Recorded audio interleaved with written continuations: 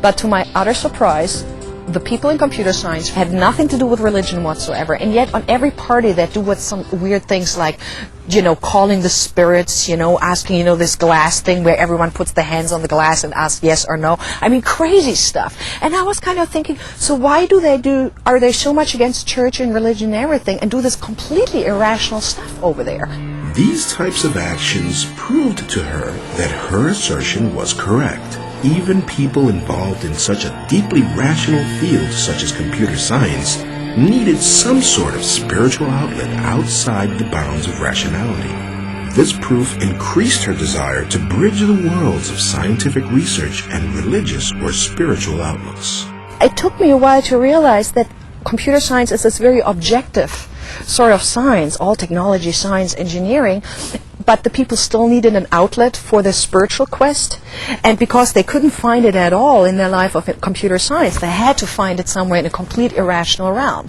And so that experience kind of grew in me the wish to reconcile those two sides, to overcome this incredible, seemingly deep gap, an unbridgeable gap between religion, spirituality on the one hand, and science, rationality on the other hand, because my approach has always included both. As Dr. Forrest observed, the challenges that AI presents led the MIT scientists to realize the complex and awe-inspiring qualities of existence. Realizing that complexity opened many doors for contemplation and humility. And they tried to build an artificial human being. And they said, you know what? For the first time we admire the complexity of nature. Because here we are, the smartest scientists and engineers in the world. I mean, after all, that's MIT. That's not some school. It is MIT. And boy, we fail. We try our best and we fail. While the scientists may simply recognize their inability to match the creativity of the source of human life, Forrest sees a bridge from scientific research to spiritual knowledge. Though they do not use spiritual or religious terminology, she still sees a way to build understanding between rational, scientific, and intuitive spiritual perspectives. And we suddenly realize that we, brilliant people, cannot even put an ad together. So how much more difficult is it to build a human? And I, of course, translate that into spiritual language. And I say, they start to realize the greatness of creation. And I asked them, don't you think that's something spiritual? And why they would reject the terminology. They definitely said there is some element of awe that surpasses the rational framework of science. Another religious theme, the hope for immortality, is an additional interest that drives the pursuit of artificial intelligence. Memory is perceived as the key to a person's identity, and AI holds the potential to record, transfer, or even delete memories. Dr. Forrest questions the value and practicality of this motivation. So, first of all, from everything we know about how memory works, it's not here, it's there, And so it's our being in this world that creates memory. So, downloading the brain contents into a computer wouldn't do anything, right? So from a technological perspective, I do not think it's possible. Just as our scars show that the past is real, most of what we know is what we remember. For the most part, we remember from seeing and feeling. Secondly, we also know that the whole body contains body memory, right? And a lot of memory actually we create through being with people, right? So no, memory is something so communal, so embodied, so interactive, that no, downloading the brain contents wouldn't do anything. So that's the scientific point. In addition to the impracticality of downloading memories as a path to immortality, she criticizes the attempt to modify memories, as this would be a loss of something essential, something important, something human. If we really have experienced an enormously traumatic experience, do we want to erase that memory? And I would say no, because that memory is a part of my life, and I have to integrate that pain into my life to give it meaning. There's again the term meaning.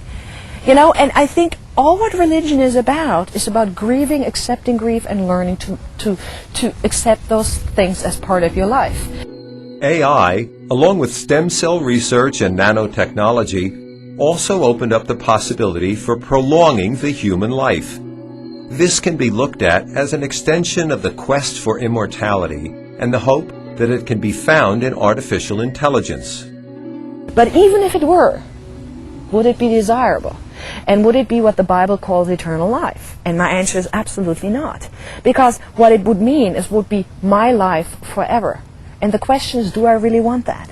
You know? I mean, Nietzsche once said, people with the worst memory have the best memories.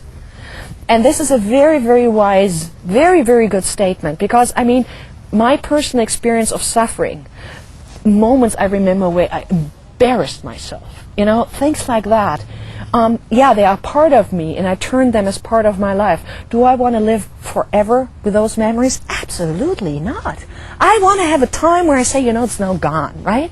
So what is that? Basically stretching my life in the here and now with all its ambiguity, pain, blessing, beauty, ugliness, suffering, love, hate, all those things. Do I want to have that life to stretch out forever? No, absolutely not.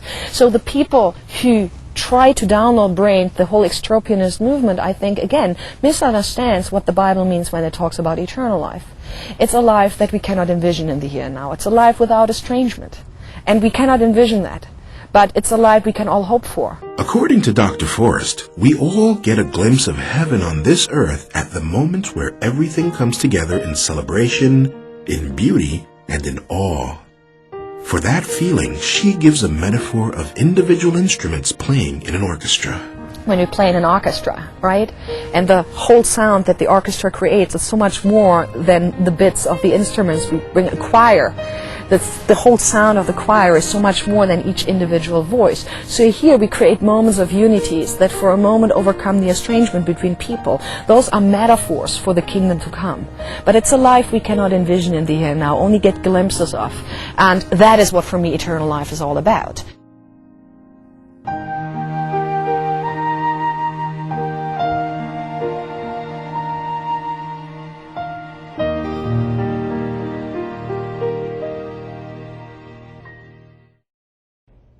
With her deep respect for religious ideals and spiritual yearnings, Dr. Forrest approaches the field of AI with a uniquely sensitive and diplomatic mindset.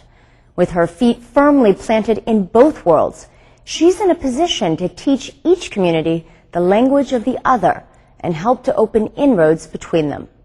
At the same time, her approach teaches the rest of us that ambivalence about change or new technologies can be an opportunity to re-examine ourselves culturally, socially, spiritually, and intellectually. We hope you enjoyed this episode. For Matter and Beyond, I'm Laura Wells. Until next time.